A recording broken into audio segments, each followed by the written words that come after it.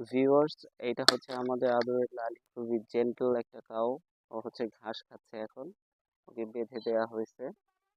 ওর হচ্ছে কাটা ঘাসগুলো বেশি পছন্দ। তো এখন কাটা ঘাস খাওয়ার জন্য ও অস্থির হয়ে আছে। তো ওর জন্য ঘাস আনতে যাচ্ছি। এটা আমাদের গ্রামের বাড়ি দৃশ্য। এখানে হচ্ছে পুকুর পাড়। এটা আহ চাচাদের পুকুর।